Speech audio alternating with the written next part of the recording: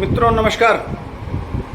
सुधीर पांडे के YouTube channel पर आपका स्वागत है, अभिवादन है, अभिनंदन है।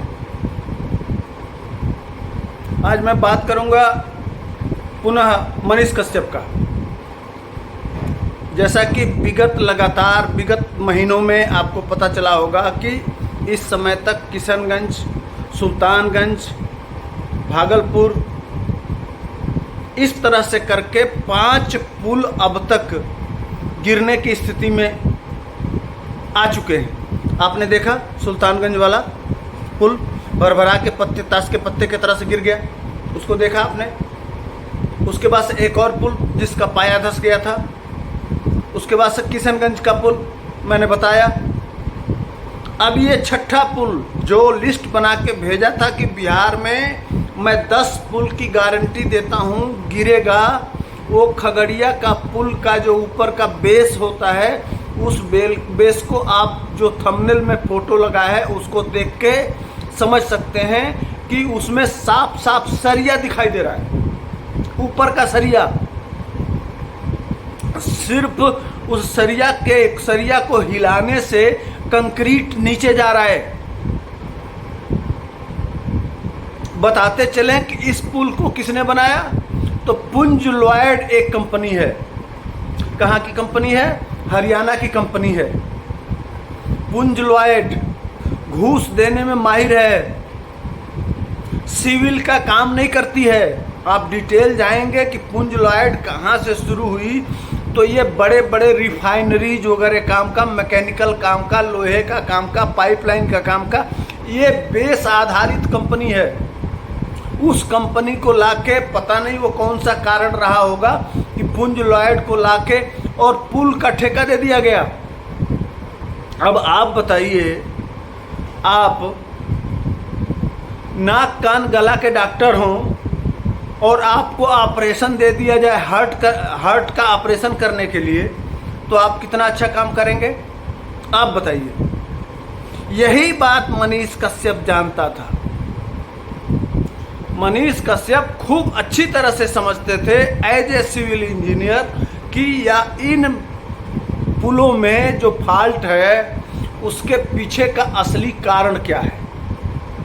जो 180 दिन में सरकार गिराने की बात कहे थे, उसके पीछे भी कहीं न कहीं कारण था कि मेरे साथ तो जो हो रहा है वो होगा, लेकिन बिहार सरकार के साथ जो होगा वह इसलिए होगा कि बिहार की सरकार जो कुकर्म कर रही है, जो भ्रष्टाचार कर रही है, जो लूट कर रही है, जो डकैती कर रही है, उसका परिणाम तो सामने आना ही है, जो एक एक करके छन छन के धीरे धीरे आपके सामने आ रहा है। बहुत सारे वीडियोज हैं। यह नहीं है कि यह बात सिर्फ मैं कह रहा हूँ।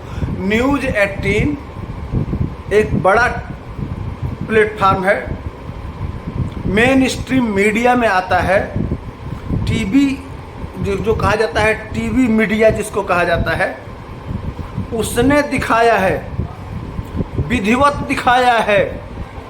उस जहां 20 mm 28 mm का सरिया लगना चाहिए, वहां 8 mm का सरिया लगा है। इतना बड़ा घोटाला है। यह शायद 1600 करोड़ रुपए के पुल से भी बड़ा घोटाला है। संजोग कहिए कि वो सरिया रोक लिया, नहीं तो बहुत बड़ी अनहोनी और बहुत बड़ी घटना होने से बच गया। लोग वहाँ मजे ले रहे हैं। वहाँ नीतीश कुमार को दिखा दिखा के वीडियो बनाया जा रहा है कि नीतीश कुमार जी कहाँ सोए हैं। आप तो 3 चीज़ से कभी समझौता नहीं करते थे। पहला करप्शन, दूसरा कम्युनलिज्म और तीसरा क्राइम। लेकिन आपने तीनों को ताक पे रख दिया। और पहला ही करप्शन, जो कहा जाता है कि करप्शन के मामले में नीतीश कुमार नहीं है। अगर करप्ट नहीं है नीतीश कुमार, तो इतने सारे पुलों में, बिहार की जितनी कंपनियां हैं और बिहार में जितने पुल और रोड बन रहे हैं, उसमें 70% काम में भ्रष्टाचार कहाँ से आ रहा है? यही दर्द था, यही कारण था। इसीलिए नीतीश कुमार और तेजस्वी यादव ज्यों मिले त्यों लगा कि यह इस लड़के को किनारे अगर नहीं किया गया, इसको अगर जेल में नहीं डाला गया, इसको अगर सही अगर इसको वो भेजा नहीं गया तो ये हमको एक्सपोज कर देगा। आने वाले दिनों में हम भी जेल में जा सकते हैं, हमारे ऊपर भी मुकदमा पंजीकृत हो सकता है।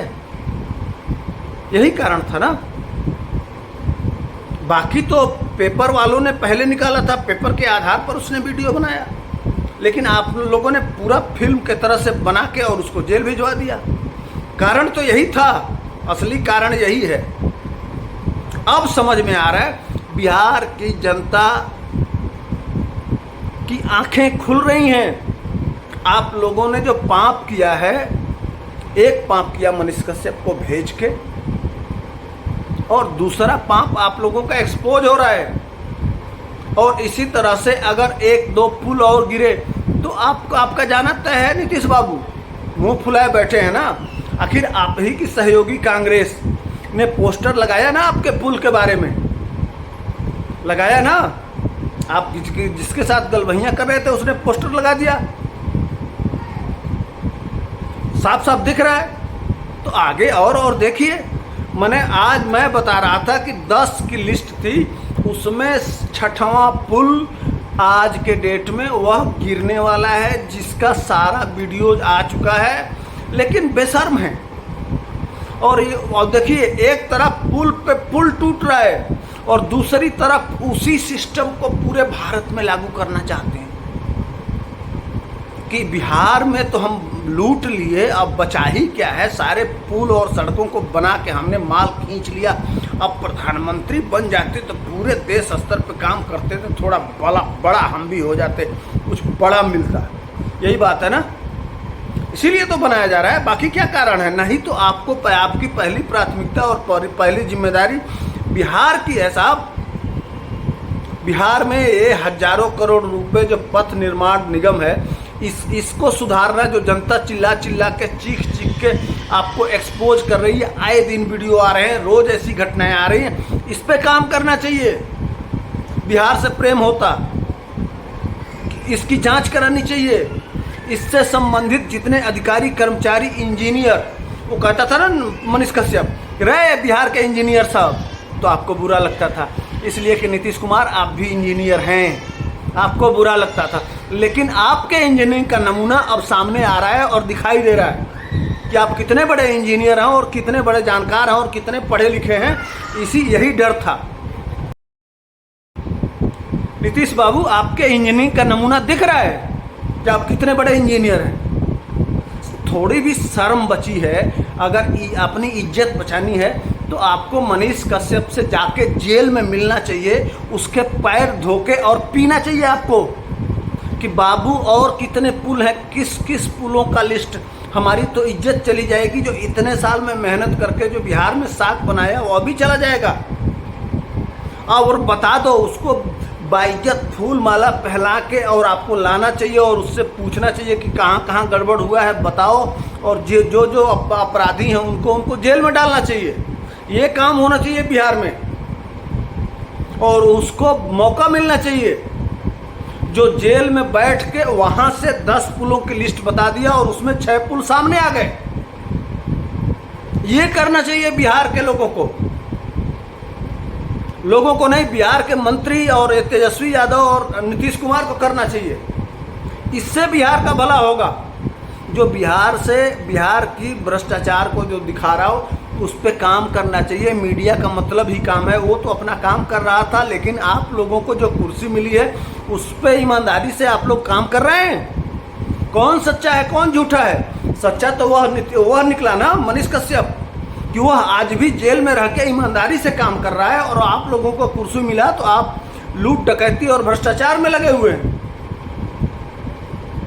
आज मैंने कहा कि मनीष कश्यप की बातें जो पूरी हो रही हैं उसको आपके बीच तक लाना चाहिए और इनको एक्सपोज करना चाहिए। इन्हीं बातों के साथ जब इस तरह की परिस्थिति आएगी, जब इस तरह की बातें आएंगी, हम आपके सामने लाते रहेंगे। कुछ नई चीज़ें आने वाली हैं, आने वाले समय गर्द में रखिए। जय हिंद, जय भारत।